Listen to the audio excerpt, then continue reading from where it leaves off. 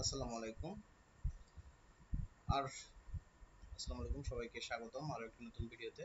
আজকের ভিডিওতে আমরা আরো একটি নতুন টপিক শিখবো এক্সেলের। তো আজকে আমরা শিখবো এক্সেলে কিভাবে রিগ্রেশন লাইন ড্র করা যায়। তো আমি প্রথমে আমার টুলটা ওপেন করে নিয়েছি এক্সেলে। তো এখানে দুইটা রিগ্রেশনটা আসলে কি, এটা একটা ইন্ডিপেন্ডেন্ট ভেরিয়েবল ডিপেন্ডেন্ট ভেরিয়েবলের সাথে কতটুকু মানে কিভাবে সম্পর্কিত সেটা ডিফাইন করে। তো এখানে দেখেন রেইনফল এবং কোয়ান্টিটি সোল্ডের দুটা ভেরিয়েবল আছে। তো একটা যখন রেইনফল যখন বেশি হয়, আমব্রেলার কোয়ান্টিটি সোল্ডটা তত বেশি হয়। তো এটার সাথে এটা ডিপেন্ডেন্ট। তো আমরা কিভাবে একটা রিগ্রেশন লাইন ড্র করতে পারি, তো আজকের ভিডিওতে আমরা সেটাই দেখব। তো চলেন শুরু করতে পারি। তো এখানে একটা রিগ্রেশন লাইন ড্র করা আছে, আমি প্রথমে করে রাখছিলাম। তো আজকে এটা আমি আগে প্রথমে ডিলিট দিব, তারপর নতুন করে আমরা আরো একটা শিখবো। তো প্রথমে ডিলিট দেওয়ার জন্য শর্টকাট আছে। তো আমি প্রথমে জাস্ট এখানে সিলেক্ট করব, সিলেক্ট করে কন্ট্রোল প্লাস স্পেস দিলে সিলেক্ট হয়ে যাবে।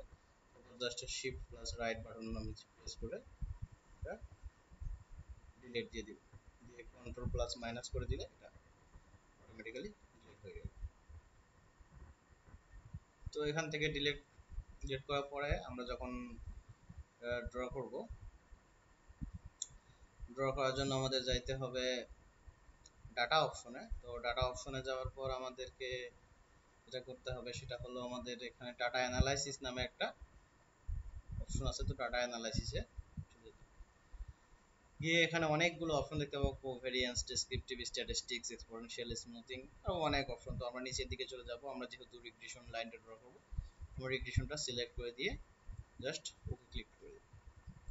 দেখেন এখানে রিগ্রেশনের আপনি কোন রেঞ্জের কোনটা, এখানে যেহেতু দুইটা এর একটা ইকুয়েশনটা যেহেতু y equal to mx plus c, তো এখানে y এবং x ভেরিয়েবলের কিছু ভ্যালু রেঞ্জ দরকার। তো দেখেন আপনি রিগ্রেশন লাইনটা যখন ড্র করতে যাচ্ছেন, তখন আপনাকে ইনপুট y ভেরিয়েবলের রেঞ্জটা চাচ্ছে। তো আপনি সে yটা কি, yটা অবশ্যই কোয়ান্টিটি সোল্ড হবে। তো এখানে কোয়ান্টিটি সোল্ডটাকে আমি সিলেক্ট করে নিব, কোয়ান্টিটি সোল্ডটাকে রেঞ্জ হিসাবে সিলেক্ট করার পরে চলে আসবো এক্স রেঞ্জের জন্য। তো এক্সটা অবশ্যই হবে রেইনফল, যেহেতু দুইটা ভেরিয়েবল। তো আমি সেটা সিলেক্ট করে নিব, দেখবেন যে যেন দুইটার সমান এবং কলাম হয়। তো এটা দেওয়ার পরে এখান থেকে আমি লেভেলসটা সিলেক্ট করে দিব।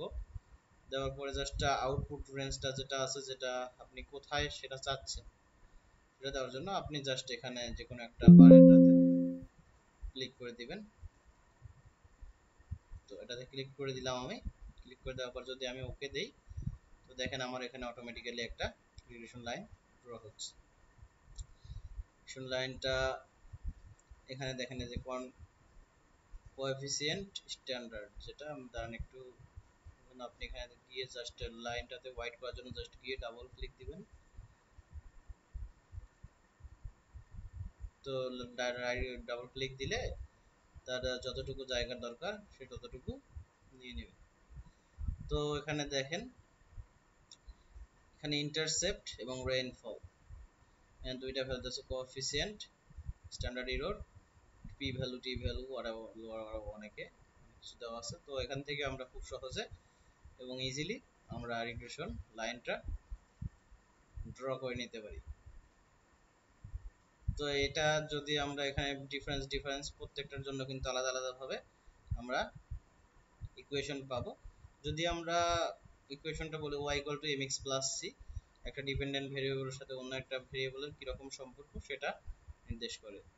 তো পরের ভিডিওতে আমরা ইকুয়েশন সহ আমরা দেখব, স্ক্যাটার ডায়াগ্রাম আঁকবো। তখন স্ক্যাটার ডায়াগ্রাম আঁকে দেখবো যে এটা কিভাবে ডিপেন্ড করে এবং কিভাবে এ ধরনের প্রবলেমগুলো সলভ করতে হবে। তো আমরা কিন্তু এই রিগ্রেশন অ্যানালাইসিস এক্সেলে খুব সহজে এভাবে রিগ্রেশন লাইনটা ড্র করতে পারি।